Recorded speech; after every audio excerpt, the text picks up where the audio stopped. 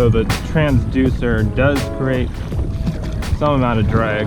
So I just left it out and left the fish finder off until I'm getting out here to deeper water. I should be in 25 to 30 right now. The wind's down. The wind's supposed to be less than 15 knots, 10 to 14 is what I was looking at. And the current right now is absolutely ripping, but that should subside here in a second. The major bite time is 7:01 to 9:01 a.m. So that's really my primary target.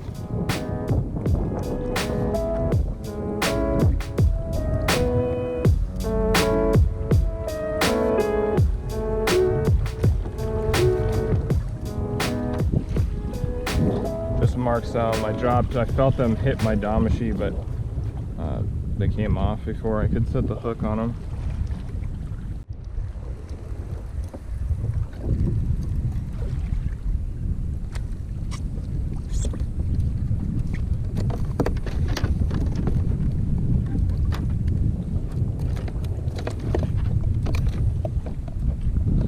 Okay, got him that time. Little tiny guy too. There's my damashi, or there's my weight, so right about the same depth. It's really important to be able to drop to the right depth immediately. And whether or not you mark your line to say 30 feet, which is right about where they are, or you just count how many seconds it takes to drop a certain depth and then be able to drop that way. I've also got my line marked at 100 feet. That's another common depth, so 30 to 50 and then 100 feet down. Just came over kind of a column of them. I'm hooked up here. I think I got more than one on. Nice, come on.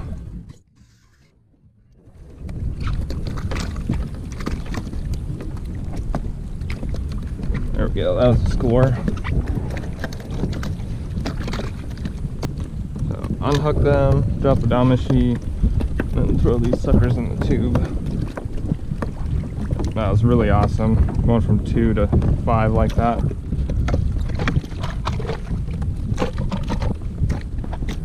That's kind of got a torn mouth, but should be fine. If we catch too many more, I might have to break out the other bait tube. But they're all really nice size. Most of them about 7 or 8 inches. 4 of the 5 anyway. The other one is about 6 inches. A real tiny one.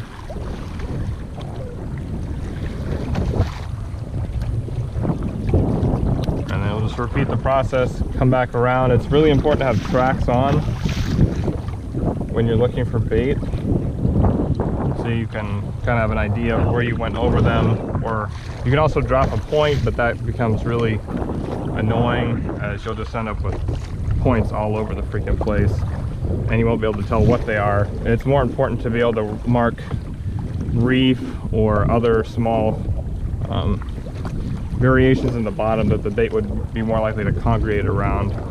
And that's usually a great spot to start looking for bait. So if you can find something out in 80, 100 feet of water on the bottom, then you got a good chance of finding a pelu there as well.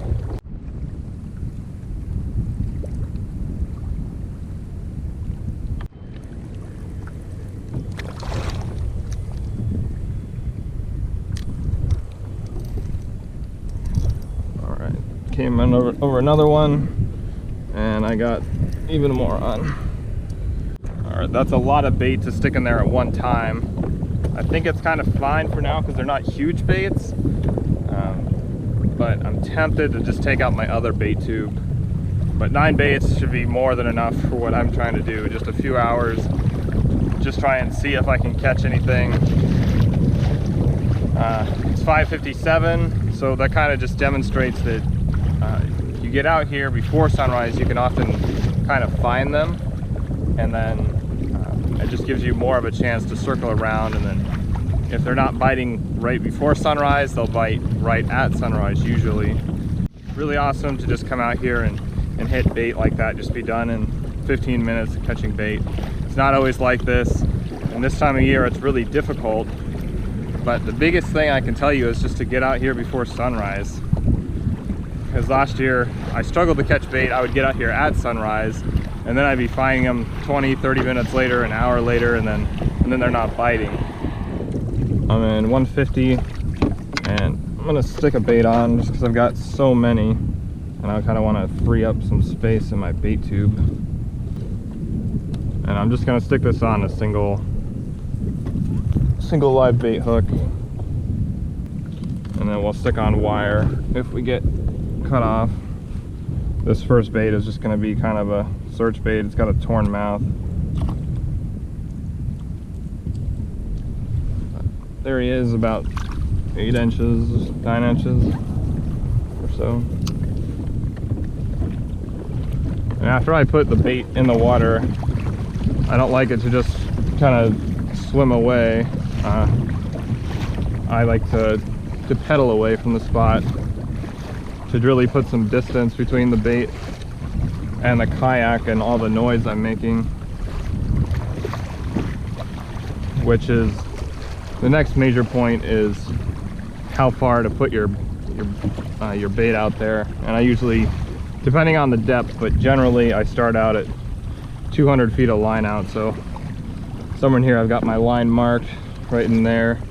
It'll pop up in a second, but I've got a little piece of white string tied on there to mark my 150 feet of braid, and then I've got my 50 feet of leader.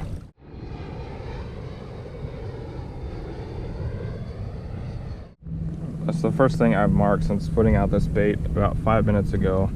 I'm coming out towards 190 now, and he's kind of coming back to life a little bit. I just don't want to drag him too fast.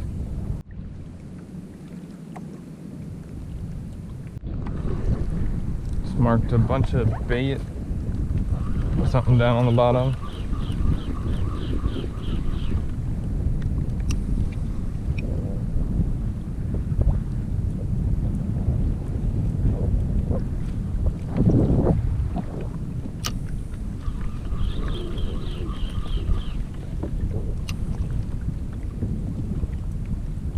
Marking a lot of bait right now.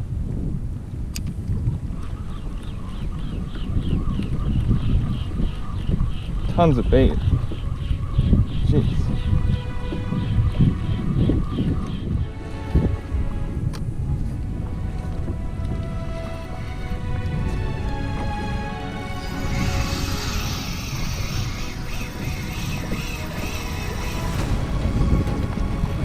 That feels like a shark.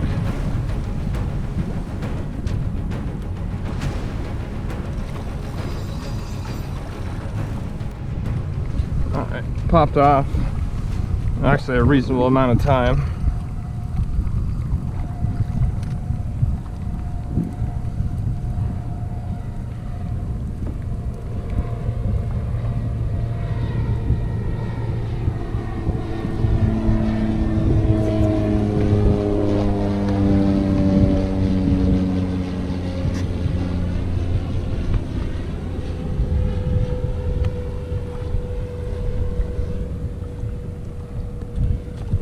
Back over the bait now.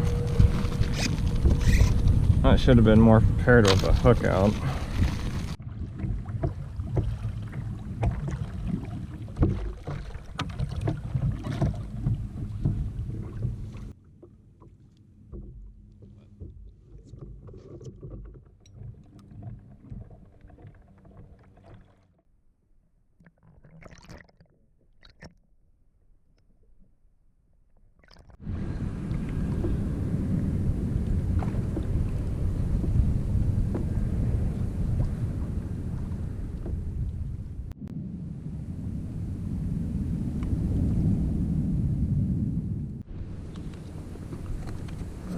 Coming over the bait on top of something else down there.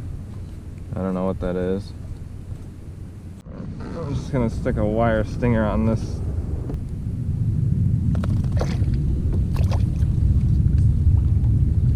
There's the first mark I've seen in the midwater in a while. Whatever that was, it looks like it's swimming up. But I'm just kind of moving into shallower water, trying to get a bite at this point. 8:12. Probably gonna try and head in at 9:30.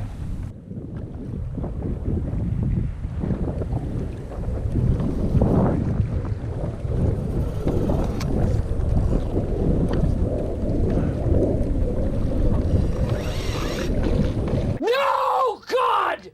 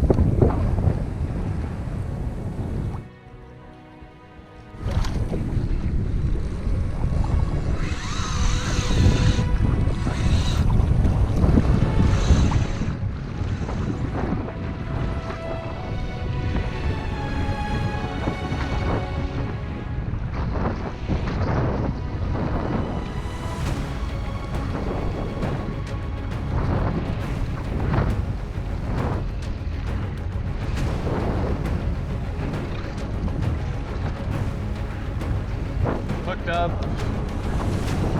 80 feet. I don't know what this is. Maybe some kind of GT.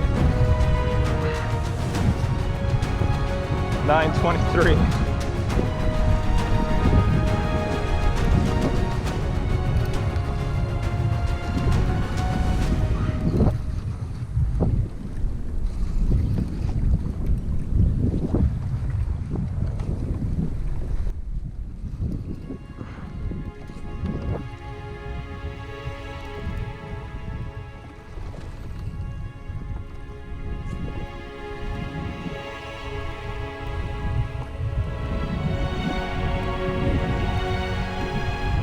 Oh, nice. Sweet. Oh, Milu. Awesome.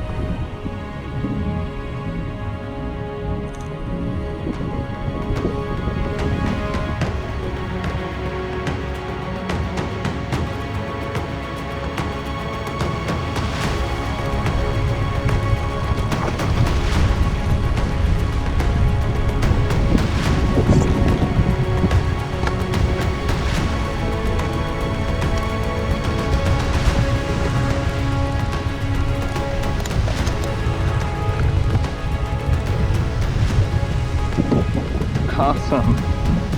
Such a cool looking fish. It's a Omilu, a bluefin trevally.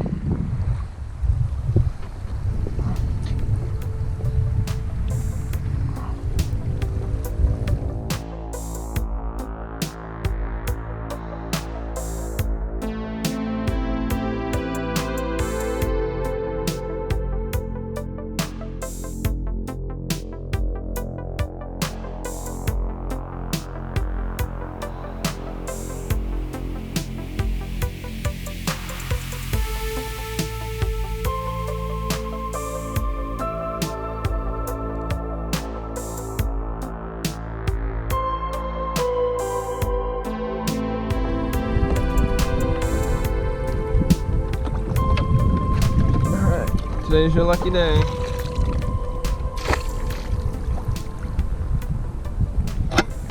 Swim away. He's probably gonna get eaten.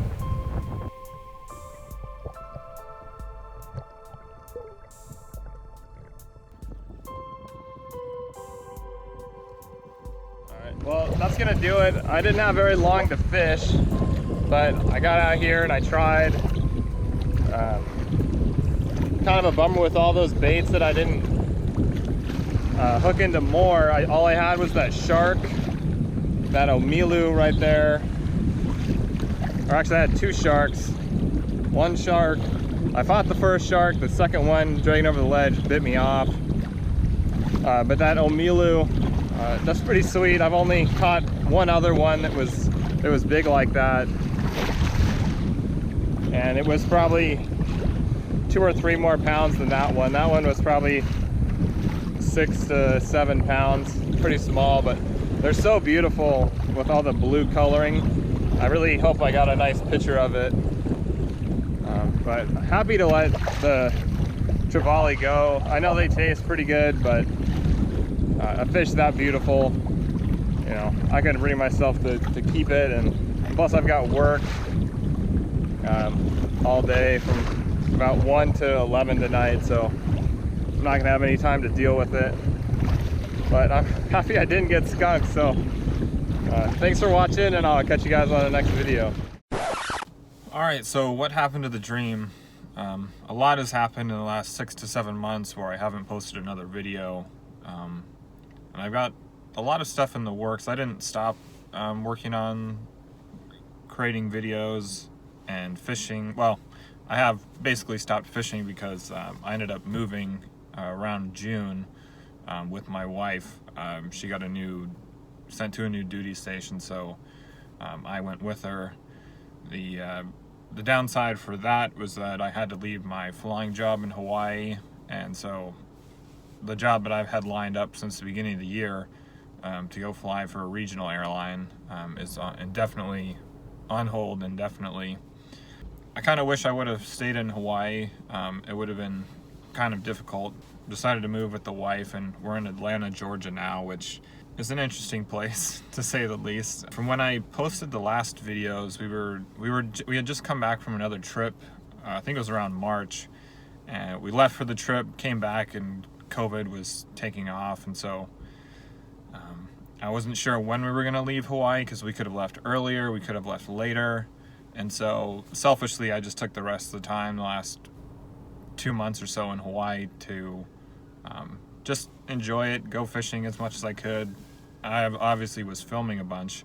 It took about 2.5 months just for us to get all of our stuff from Hawaii. I mean, it's a big distance to move, but once we were here, we actually had to move since we got here. We live in like the city center of Atlanta, which come to find out is like the highest crime area.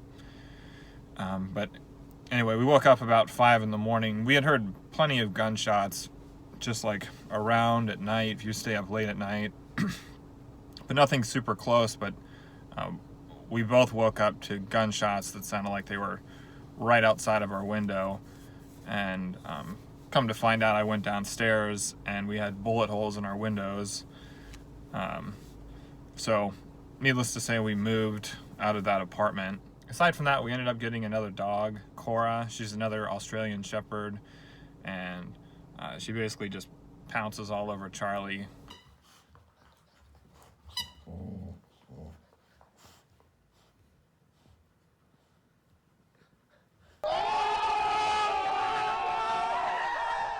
I want to get back to posting a video once a week if I can maintain that. You're probably wondering what the content is going to be, and so far all I have is Hawaii footage left over. Right around 70 videos. I've edited about half of those videos to right around 80% edited on each of them. So I've got a pretty good head start, but I want to start pushing out videos once a week again. Obviously this video is a little bit out of order just because it was nothing special. It was just a quick morning trip where I almost got skunked and barely was able to catch an omilu. But I'm pushing this one out first because since I haven't posted in so long, it's going to take a while for viewers to kind of come back to the channel. I'm not really sure how many people have notifications or anything like that, but I understand it's going to be a grind to get people watching the videos again. I just wanted to thank everybody that reached out to me just to make sure I was okay. I didn't get eaten by a tiger shark, but yeah. I just wanted to say thanks for watching and supporting the channel, and I'll see you on the next video.